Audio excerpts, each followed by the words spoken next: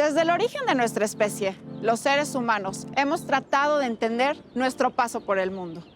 Los grandes misterios de nuestra existencia nos siguen apasionando hasta el día de hoy. Yo soy Carol Perelman y te invito a acompañarme en este viaje a través del tiempo y de las ideas para descubrir cuáles fueron y cuáles son nuestras cosmovisiones.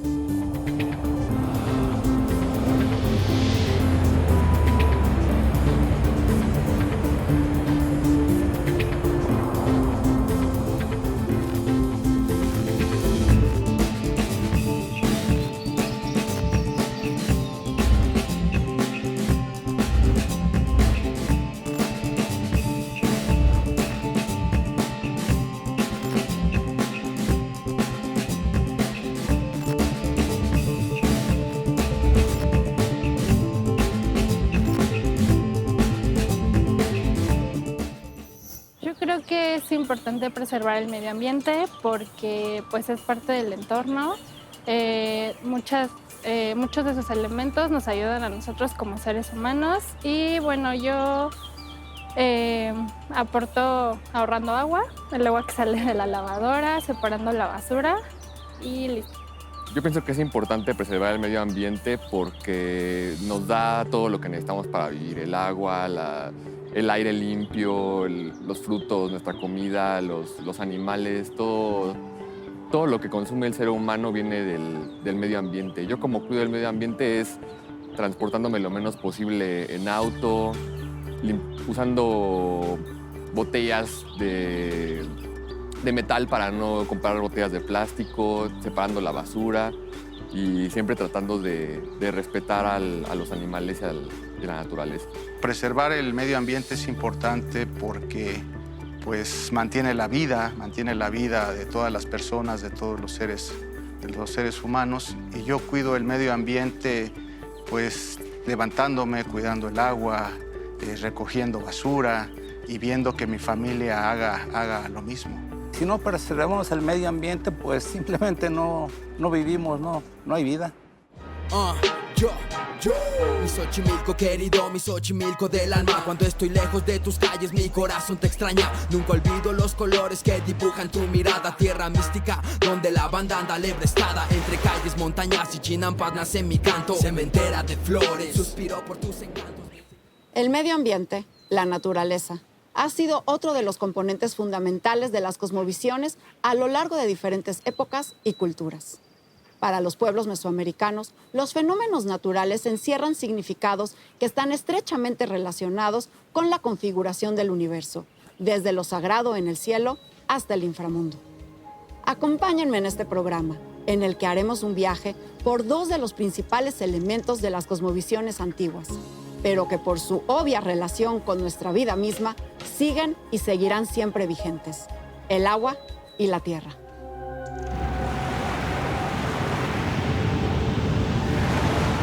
Cosmovisión mesoamericana consiste en la visión que explica al mundo, todos los movimientos en el cielo, en la tierra, en el mar y en el inframundo. Y montaña es la más alta de la tierra que conecta con el cielo. Y Tlaloc vive en las montañas, encima y adentro, encargando el movimiento que hay entre el cielo y la tierra. Los teotihuacanos, como otros mesoamericanos, daban mucha atención a todos fenómenos naturales. Les interesaba mucho qué hay abajo de nuestro mundo, subterráneos. Por eso excavaron mucho más profundo que nosotros arqueólogos pensábamos antes.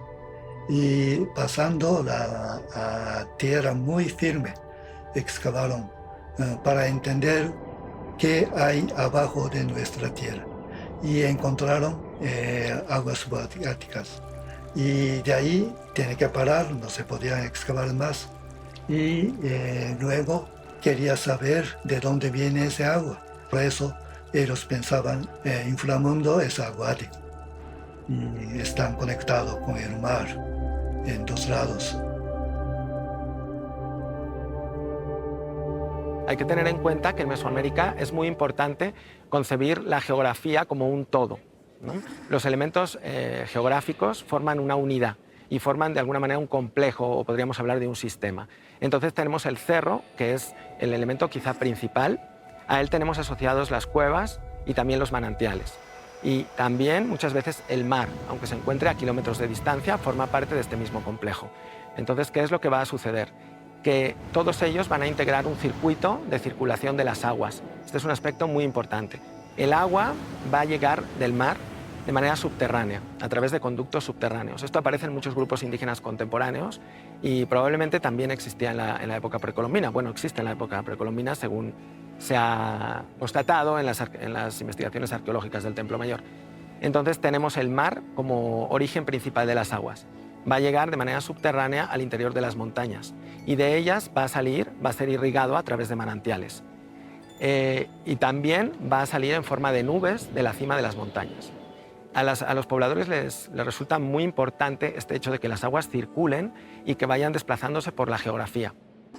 Tlaloc se veneró en el occidente de México, principalmente en las cuencas lacustres de Chapala, el sur de Jalisco, la región de Colima y algunas áreas de Nayarit. Son los picos altos en los que se hace esta veneración, principalmente, y en las cuevas, porque están relacionadas primero en las montañas con esta asociación del nacimiento de las nubes y las cuevas como la entrada al inframundo, de donde surge el agua celestial.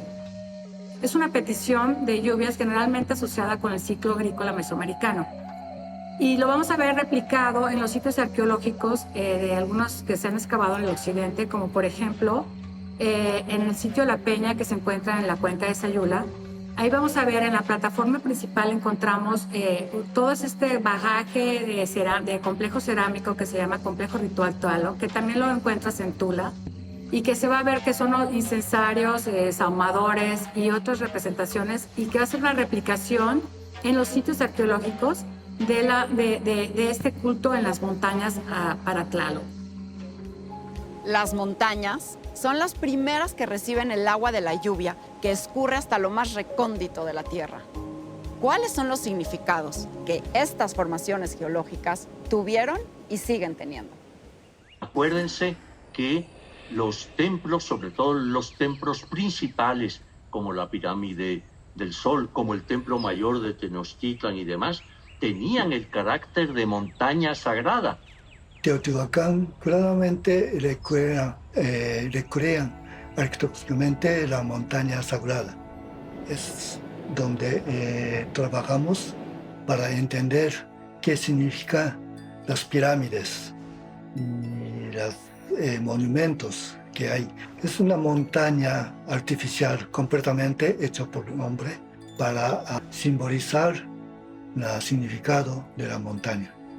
Y Pirámide de la Luna es una montaña sagrada creada por hombres para traer agua del cielo a la tierra. Si para en la Casa de Muertos hacia Pirámide de la Luna, usted ve la Cerro Gordo, la montaña más alta de la valle de Teotihuacán, exactamente atrás de la Pirámide de la Luna, que representa el Cerro Gordo. Cerro Gordo es la montaña sagrada de esa región.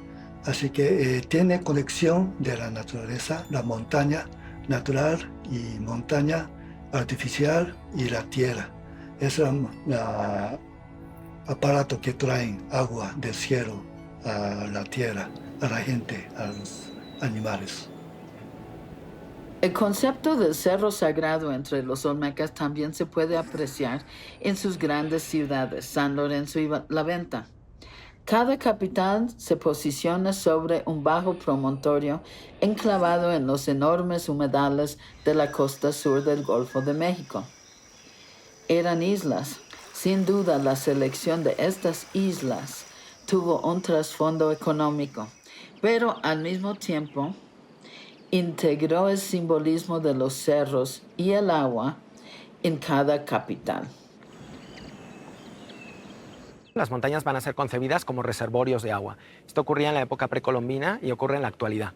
A veces se escuchan muchos ruidos asociados con la lluvia. Se escuchan truenos, se escuchan el rezumbar del agua, se puede escuchar el sonido del mar.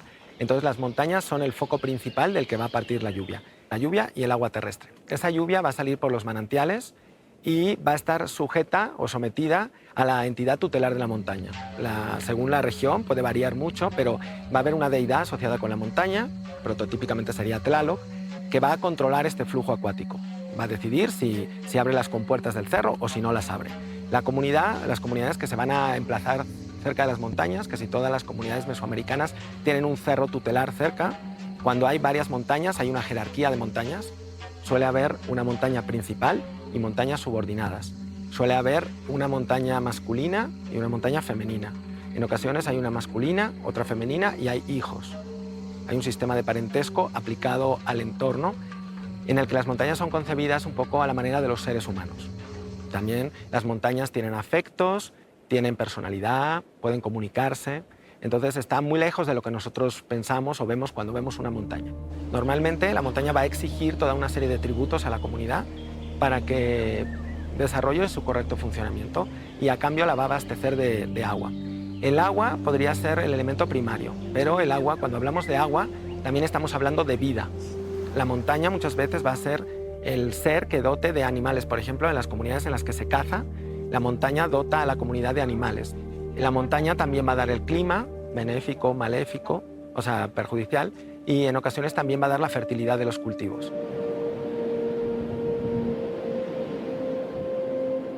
El culto actual a las montañas en el territorio mexicano, no solamente indígena, es muy importante. Conozco, por ejemplo, el caso de los nahuas frente a una serie de volcanes que conforman la Sierra Negra, principalmente, pues ni más ni menos que el Cobatepetl, ¿no? El Cerro de la Serpiente, que justamente en la narrativa náhuatl pues contiene 7 puertas, 7 cuevas de donde salieron los 7 pueblos nahuas que están alrededor de la montaña. Y bueno, es un espacio que almacena riquezas, ¿no? Desde una semilla de maíz hasta automóviles e internet, ¿no? Es una ciudad y alude de manera muy interesante al mundo mestizo, que es el mundo caótico, primigeno, etcétera. Pero también, bueno, pues el caso del Popocatépetl, y el que no podríamos identificar como indígenas, sino, bueno, pues ya, ¿no? Son poblaciones mestizas, entre comillas, que también siguen mirando al volcán como un proveedor, sobre todo al Popocatépetl, el cual les permite seguir cultivando y otorgándoles agua y la lluvia para las milpas, pero también se está convirtiendo en un protector de las nuevas necesidades de la población rural de las faldas del Popo, que buscan también que les procure cuando migran, por ejemplo. Entonces creo que mirar desde las diferentes perspectivas cómo se están relacionando las poblaciones alrededor de las montañas y de los volcanes nos permite ver también cómo estos rituales, pues, aunque apelan a mucha tradición, ¿no? a un proceso de larga duración, se van articulando con las nuevas necesidades sin perder lo que sería el elemento articulador del vínculo. Bello, Shipal Boy, Yetel Jasmine, Novelo, Kimak Olal, Bobochi, Mayatán, Konishkai, Bello, Ashimbalon, Wayo Kulgaba, Hokin Hawil, Yanton Meja, Yahandon Muk, Yanu Bahda.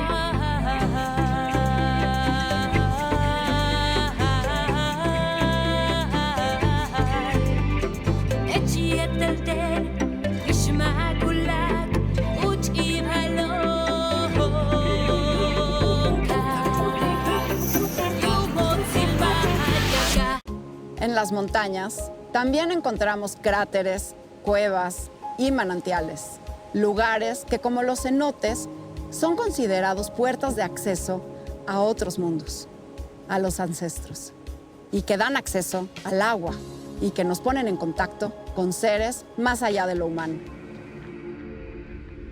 Los mesoamericanos consideraron algunos puntos muy sagrados, como las cuevas sagradas, manantiales y montañas que tienen ciertas características fuertes, y ahí son para ellos son los portales al mundo sagrado. El mundo sagrado es profundo, amplio y domina este mundo de la gente y de animales y naturaleza. Así que esas entradas es parte crucial para mesoamericanos. Por eso ofrendaron esas entradas, portales, las entes, animales sacrificados y muchas ofrendas simbólicas para que circule el agua y otros elementos fundamentales de la vida cotidiana. La cueva y la montaña se asocian con el inframundo y con el origen de la lluvia en las creencias de los pueblos preclásicos. Cualquier cueva o cráter en una montaña se consideraba un portal al inframundo, el hogar de sus ancestros. Hay grupos actuales que señalan la cueva como el origen de la lluvia. Hay dos tipos de rituales principales que se realizan en Mesoamérica en estos lugares. Unos son de petición de lluvia y otros son terapéuticos. En la región en la que yo he trabajado, en la Sierra de Texcoco, que es una zona de tradición náhuatl donde existe una multitud de manantiales asociados con cauces precolombinos, hay, durante toda la estación de lluvias, multitud de ofrendas terapéuticas en los manantiales. ¿Qué es lo que sucede? Los manantiales son un lugar de contacto entre nuestro mundo y el mundo otro, el mundo de los seres que pertenecen a la dimensión no humana. Estos seres viven en el agua. En la Sierra de Texcoco, en su cosmovisión, el lugar más importante de existencia de estos seres es en el agua y se manifiesta principalmente en los manantiales. Si una persona accede a estos lugares a las 12 del mediodía o de una manera irrespetuosa, puede molestar, se considera que puede molestar a las entidades del agua y ellas van a actuar sobre esa persona produciéndole una enfermedad. Generalmente van a retener una parte de su ser, que localmente designan el espíritu. La concepción del cuerpo humano es muy compleja, pero vamos a entender que tiene una entidad, un alma separable, y esa entidad va a quedar dentro del manantial. Efectivamente hay una relación entre los acuíferos, de los cuales el cenote es un acuífero, es un río subterráneo, y los asentamientos. Lo vemos, por ejemplo, en sitios como Chichén Itzá, el cual incluso el nombre hace alusión al cenote sagrado. En la cosmovisión maya tenemos que los cenotes son portales de entrada al inframundo. ¿Por qué? Porque eran lugares donde brota el agua, efectivamente, lugares de fertilidad, y en su concepción cosmogónica también eran oráculos. Por ejemplo, en el caso de Chichén Itzá, las fuentes nos mencionan cómo se hacían peregrinaciones en todo el ámbito maya, romerías, nos dice Fray Diego de Landa en su relación de las cosas de Yucatán, como las que se hacían en Jerusalén, como se hacían en Roma.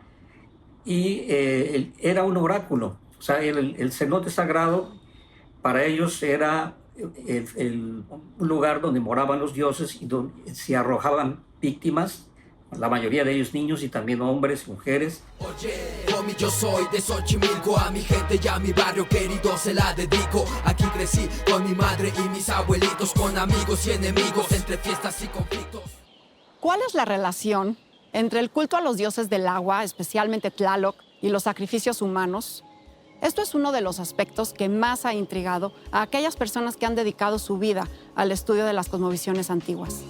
A continuación, exploraremos un poco más sobre este tipo de prácticas, sus motivos, así como los registros con los que contamos de ellas y las implicaciones que tenían.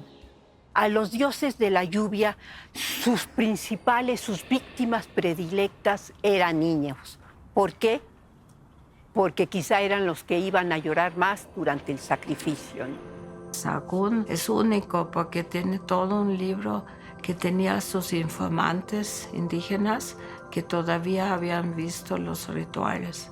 Y entonces él recoge en náhuatl esos testimonios. Los sacrificios de niños están dedicados al dios Tlaloc, porque el dios Tlaloc de la lluvia tiene sus pequeños ayudantes que viven en los cerros. En cierta manera son representación de los cerros y ellos traen la lluvia.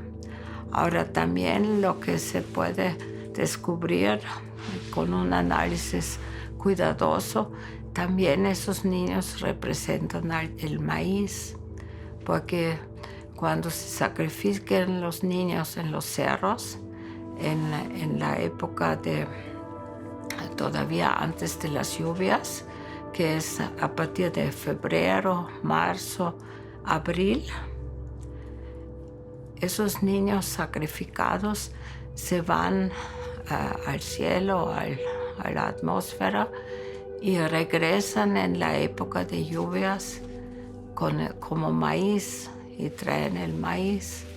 Entonces ahí hay todo un círculo agrícola.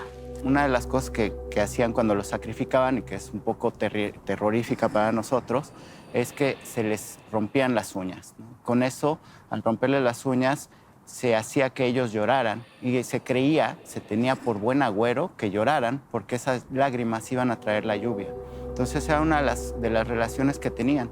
Además, se tenía la concepción de que los niños estaban relacionados con lo acuático desde el momento de su formación, ¿sí? Se creía que eran enviados por los dioses creadores desde el 13º cielo en forma de gotita, ¿no? Su tonalio, su energía era enviada o insuflada al cuerpo de la madre gestante en forma de gotita.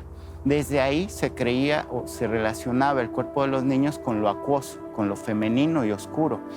También cuando nacían se mantenían en este estado muy cercano a lo acuático, ¿no? Entonces de ahí, por ejemplo, que se les dijera algunas palabras para denominarlos como atzintli, que significa pequeña gotita.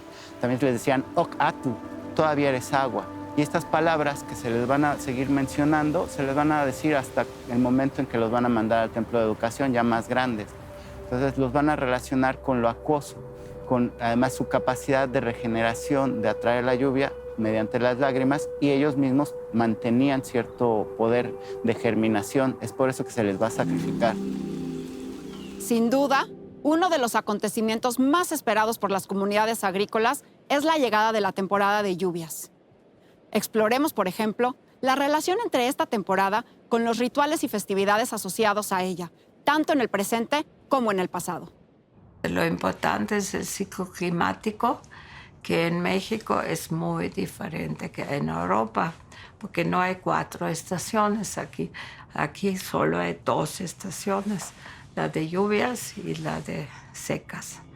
Entonces, la petición de lluvia empieza en febrero, en época seca, y continúa hasta cuando empiece a llover.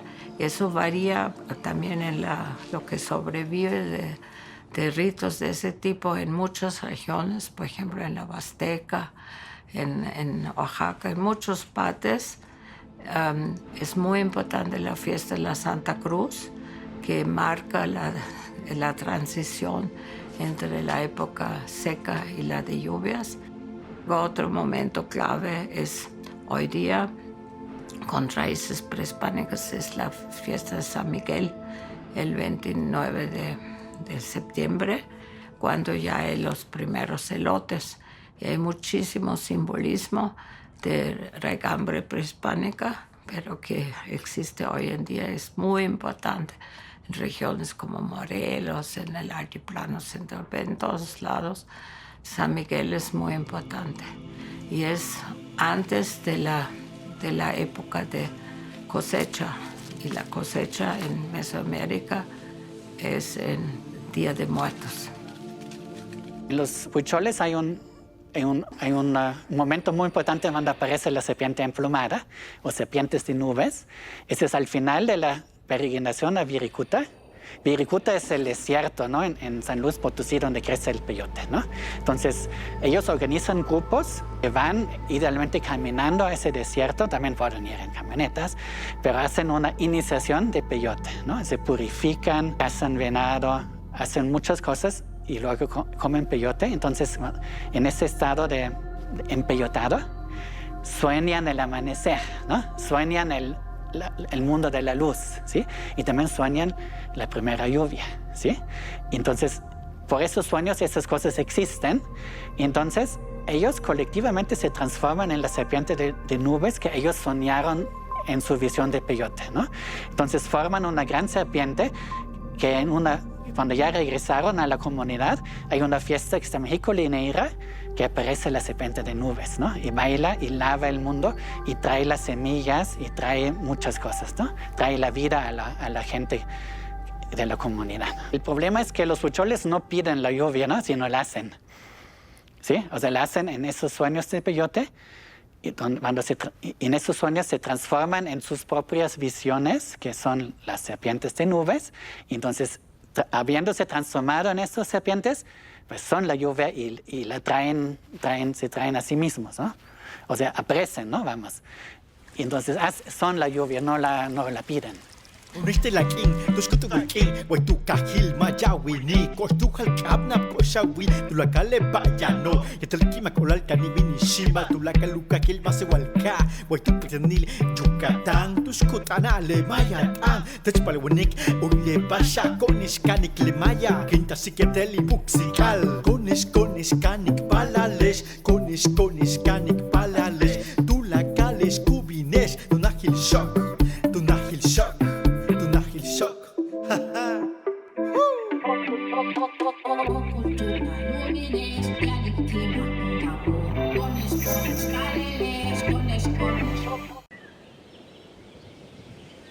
Alrededor de la agricultura mesoamericana y de sus productos, se ha desarrollado una serie de simbolismos tanto en el pasado como en el presente. Seguramente, uno de los más emblemáticos es el maíz, un cultivo a partir del cual hemos incluso construido parte de nuestra identidad. El maíz es el alimento básico, es el sustento de toda la civilización mesoamericana y también común en todo Mesoamérica. Y, por ejemplo, elementos comunes con el norte de México. En mi caso, yo conozco más sobre Nuevo México y Arizona, pues también es una cultura del maíz. Los indios pueblo, también el alimento básico es el maíz y hay muchísimo simbolismo en relación con el maíz. El maíz es y los niños se cosechan juntos. Hay una fiesta que se llama la fiesta de Nuestra Madre, precisamente que se celebra en octubre, donde es como la cosecha de los niños recién nacidos, de los elotes y de las calabazas, ¿sí? Como una unidad, sin distinguir mucho, vamos, ¿no? Hacen la fiesta juntos, los elotes, las mazorcas y los niños. El punto es que los elotes y las calabazas sí hacen bien la fiesta, no se quedan dormidos, ¿no? Pero como esta fiesta dura como mucho tiempo, muy larga y muy monótona, y se toca un tambor y las sonajas, y los niños se quedan dormidos después de 1 hora, 2 horas, se quedan dormidos. Entonces fracasan en la fiesta, no la hacen bien, ¿no? Entonces, pero los elotes y las calabazas sí lo hacen bien, entonces se convierten en ancestros, ¿no? O sea, en dioses siquiera, ¿sí? Entonces ya no son humanos. Por eso podemos comerlos después, porque ya son como otra cosa, ¿no? Porque no se puede comer humanos, pero se pueden comer dioses, ¿sí? O sea, en la lógica amerindia, comer elotes sin hacer esa fiesta sería canibalismo, vamos, ¿no? ¿Sí? Entonces, la fiesta es para separar el alimento de los humanos, para que unos puedan comer el otro, pero implica también que los humanos somos como más lentos en aprender, ¿sí? Por eso, como adultos, tenemos que seguir haciendo fiestas y otros rituales para terminar lo que de niño no podíamos hacer.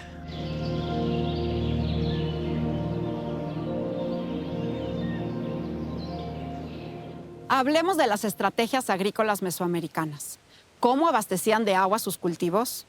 Un buen ejemplo de ello lo tenemos aquí, en Xochimilco, en la construcción de las chinampas.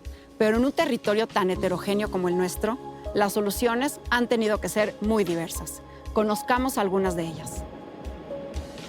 En el área mesoamericana tenemos múltiples ejemplos de obras hidráulicas para el uso del agua, para la agricultura. o para el agua potable, que no solamente era para fines agrícolas. No solamente este tipo de técnicas y de instrumentos de trabajo para la agricultura se utilizaron, sino que también los mayas utilizaron el sistema tradicional con una estrategia de manejo de diferentes semillas, de diferentes ciclos. Esta combinación de elementos de ingeniería agrícola, hidráulica y la cuestión de manejo del sistema tradicional hizo que los pueblos mesoamericanos tuvieran una alta productividad agrícola. En el caso de la península de Yucatán, para el agua potable, tenemos una región donde no hay ríos, no hay ni siquiera cenotes, que es la región del PUC. Entonces ellos idearon un sistema hidráulico para agua potable que son los aljibes o cisternas, que se le llama en lengua maya chultún, que servían para captar el agua de lluvia y obtenían hasta unos 70,000 litros de agua para proveer a la alimentación de una familia nuclear o extensa. En el caso de la zona maya tenemos algunas regiones que quizá podamos decir que no tuvieron obras hidráulicas, como la península de Yucatán. Sin embargo, tienen nichos agrícolas muy importantes para la producción de ciertos frutos importantes, como el caso del cacao. En el caso de Yucatán, las rejolladas, o cop, como se le dice en maya yucateco, son depresiones kársticas del terreno que acarrean material orgánico de gran importancia, y también el hecho de que sean depresiones protege a la planta del cacao, que es bastante frágil, para poder crecer y reproducirse. Sin duda, nuestra relación con el medio ambiente, con el entorno, ha cambiado. Es otra, especialmente en las sociedades industrializadas. Respecto a la flexibilidad de las prácticas del campo mexicano para sobrevivir en diferentes escenarios ambientales y culturales, creo que primero es importante decir que el campo mexicano es sumamente heterogéneo y que no es estático, sino que está cambiando todo el tiempo y que es muy distinto de lugar a lugar, ¿no? Así como ha sido distinto también en diferentes momentos de la historia. En particular, yo diría que las prácticas campesinas históricamente han sido muy flexibles porque están fundamentalmente basadas en el conocimiento y uso de la biodiversidad. Y esto es lo que les brinda una gran capacidad de adaptación, ¿no? Por ejemplo, al tener una gran diversidad genética en sus cultivos o una gran diversidad de variedades de plantas cultivadas, la agricultura campesina puede prevalecer y puede reproducirse incluso en condiciones cambiantes de sequía, de mayor temperatura, menor temperatura, y en diferentes contextos sociales y culturales. Algo muy interesante de las formas mesoamericanas y de muchas formas campesinas que prevalecen en la actualidad de agricultura diversificada es que están, como decía, basadas en el uso y en el entendimiento de la diversidad y de la biodiversidad. Y en este sentido, han adoptado una aproximación hacia los insectos y hacia, por ejemplo, las hierbas que a veces se consideran malezas, de coexistencia. Es decir, en vez de eliminarlos y de dejar únicamente el cultivo de interés, ¿no? Por ejemplo, un monocultivo, se plantea la coexistencia, pero en una coexistencia tal que, dadas estas relaciones complejas entre las distintas poblaciones de plantas y de insectos, se pueden como regular unas a otras. Esta visión es muy distinta a la visión que ha traído, por ejemplo, la Revolución Verde, que además carga con un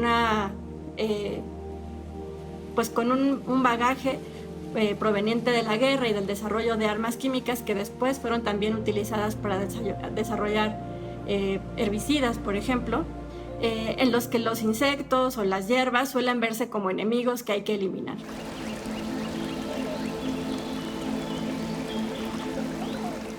Si yo debo definir bioética en forma sencilla, diría que es la ciencia de la supervivencia. Y cuando digo ciencia de supervivencia, me refiero al globo terráqueo, a la sociedad y al individuo como tal. Es decir, la bioética tiene un amplio espectro de actividades, se preocupa por la tierra, la relación del hombre con la tierra, del devenir de la sociedad y del individuo como tal. Y la relación con el medio ambiente a partir de la bioética es cuidar a la tierra, tierra con mayúscula. Somos el cáncer de la tierra, sí, lo vemos por toda la destrucción que hay actualmente de la Tierra. Y cuando leemos esas cifras aterradoras de desaparición de praderas marinas, de millones de insectos que están desapareciendo, del cambio climático, de la desaparición de animales y de especies y de los incendios que no tendrían por qué ser, así como el incremento de inundaciones, bueno, pues nos queda pensar que algo mal ha hecho el ser humano en su casa, en su hábitat, en la Tierra. La pregunta, si siempre ha sido nociva la relación del ser humano con la Tierra, yo diría que no. También diría que ahora somos 7.500 o más millones de habitantes, y si nos vamos a décadas y siglos atrás, pues caray, la cifra era mucho menor. Nos dicen que no debería haber hambre porque hay suficientes cultivos, pero hay hambre en la Tierra. En México mueren cada día 25 personas por hambre. ¿Por qué digo esto de la supervivencia otra vez? Ya dije, sin decirlo dije supervivencia, porque hemos exprimido mucho lo que son las fuentes naturales de la naturaleza, perdón por el pleonasmo, el agua, la tierra, el aire, conservar los bosques, conservar otra vez los mares, las praderas marinas, etcétera, etcétera. Y hemos actuado en nuestra contra, por supuesto, autogol, podríamos decir. Antes la relación yo creo que era una relación más sana. Yo he leído un poco al respecto sobre las relaciones de estas comunidades que han estado bastante alejadas de la civilización y tienen una relación de respeto con la tierra, una relación de, pues tú eres mi casa, yo te cuido. Por supuesto hay que decir ahí, en esto que ahora digo, que la tecnología ha sido benéfica y perjudicial. Todo el auge tremendo de la tecnología, si hablamos del incremento en el uso de las gasolinas, de gasolinas no adecuadas, no tiene que ver tanto con la tecnología, pero sí con las industrias que tienen que ver con generar dinero, deforestación de bosques para sembrar productos para alimentar a animales o para crear centros turísticos. Bueno, pues hay un balance, yo pienso, delicadísimo en la Tierra, como lo hay en el cuerpo. Cuando el cuerpo se enferma, alguna parte del cuerpo, algún tumor en hígado, todo el cuerpo sufre. Si destruimos parte de la Tierra, aguas, bosques, etcétera, pues la Tierra como casa sufre. Y lo que dije anteriormente, yo no quisiera pensar que son azarosas o casualidades de estos incendios, inundaciones, deshielos, que llueve cuando no debe llover. La propuesta de la agroecología en cuanto a su relación como academia con el campo y con los campesinos, creo que radica fundamentalmente en tratar de establecer un diálogo entre los distintos tipos de conocimientos y formas de aprender, tanto los científicos o más académicos como los campesinos. Creo que también se podría decir que la propuesta parte de un proceso de aprendizaje continuo, ¿no?, de ambas partes, de este diálogo de experiencias y conocimientos, y de ver a los académicos y a los universitarios más como aliados y acompañantes, colaboradores incluso en este proceso de aprendizaje, que como protagonistas. Y otro aspecto muy importante de la agroecología en este sentido de relación con los campesinos es que la agroecología, además de plantearse como una ciencia y como un conjunto de prácticas agroecológicas, se plantea como un movimiento social. Es decir, que además de acompañar o ser parte de este proceso continuo de aprendizaje, la agroecología se plantea también como un movimiento emancipador que busca reivindicar los derechos de los pueblos indígenas y campesinos.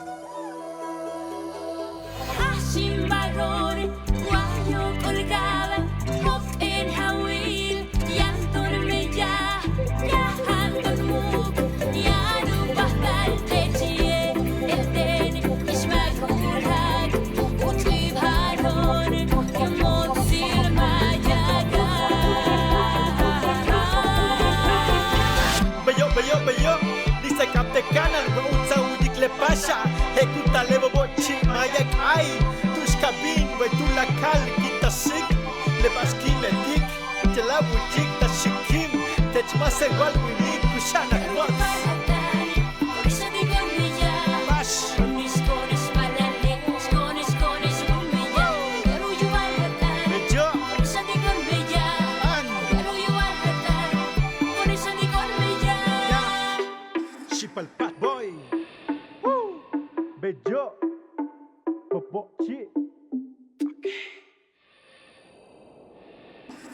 Hoy Vemos al agua y a la tierra como recursos y los aprovechamos, pero no necesariamente los cuidamos. ¿Qué podemos aprender de las prácticas de los pueblos originarios para reconstruir el vínculo con nuestra casa, con nuestra tierra? En el próximo capítulo hablaremos de un tema que así nos aterra como también nos fascina: la muerte y el inframundo. Yo soy Carol Perelman y te espero en la próxima entrega de Nuestras Cosmovisiones. ¿Y tú, le temes a la muerte? A la muerte, pues es una forma de vida ya inmaterial, ya sin sentimientos, sin preocupaciones. Yo pienso que cuando morimos vamos a otro lugar en el universo, a otro planeta, a otra galaxia, y ahí continuamos con nuestra energía viviendo. Para mí la muerte es pasar a otra vida. Yo sí creo en la reencarnación. Pienso que yo he tenido otras vidas y hay cosas que relaciono, cosas que veo y me llaman la atención porque pienso que en mi otra vida tuve algún apego o alguna relación a esas cosas. Entonces, eso es lo que creo. Para mí la muerte es el final de todo esto, ¿no? Yo creo que más allá de la muerte, yo creo que no hay nada. Para mí no hay nada.